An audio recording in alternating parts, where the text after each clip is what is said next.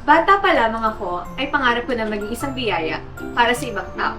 At ngayon, nabigyan tayo ng pagkakataon upang magbahagi para sa darating na Pasko. Halina't tunghayan natin ito.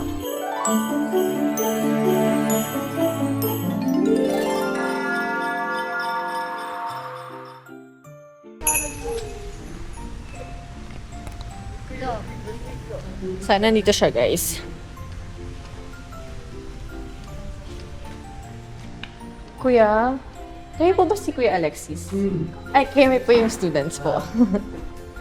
Pwede po, basta po pwede mag-video po. Okay lang ba dito, Bes? Ako po si, Sia. Tapos, Si Sherwin. si Iris po, si Ruth, si Erica, saka po si Robert. Early childhood education teacher. Sa College of Education po. Eh, ito po yung gift namin. Sa Regalo.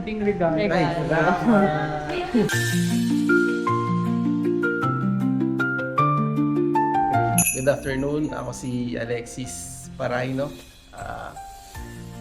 Nag-start ako dito since 2013 hanggang ngayon. Gaano katagal na po kayo nagtatrabaho dito?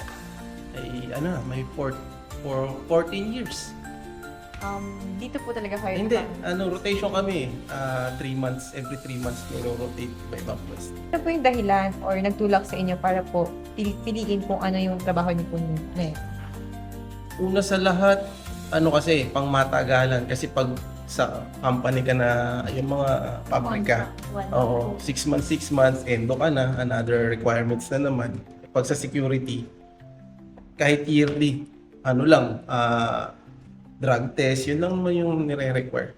Basta okay ka na doon sa agency. Ano po yung pinakamahirap or challenging part na naranasan niyo po sa pagiging guard po? Maging duty sa gate 1. Oo, kasi marami, syempre, di naman mawawala yung kukulit na estudyante, mga pasaway, kaya kailangan maximum tolerance. Ayan po. Gusto po naming malaman ngayon sa personal life naman nyo po kung pwede po bang magkwento kayo ng onti lang po about yourself. Tapos saan po kayo lumaki para alam po namin kung saan kayo galing, paano kayo napunta dito. Dito na talaga kami nakatira since 1994. Wow!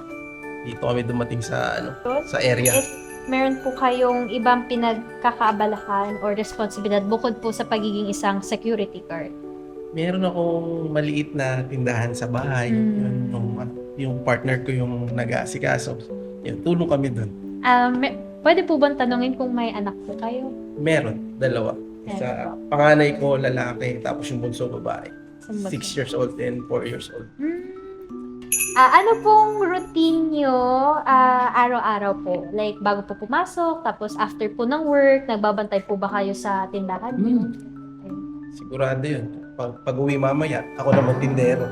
Di pa natatapos yung araw ko sa pagiging security. So, lang. security guard, tapos... Pag uwi, tindero naman. Ayan. Ano po ang inspirasyon nyo sa pagpapatuloy sa buhay, sa araw?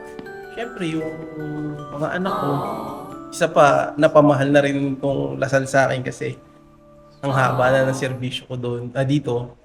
Kaya parang ayoko na rin talaga lumipat pa ng ibang papatrabaho. Next naman po, ano po ang pinakamalaking ipinagmamalaki nyo na meron kayo din sa buhay?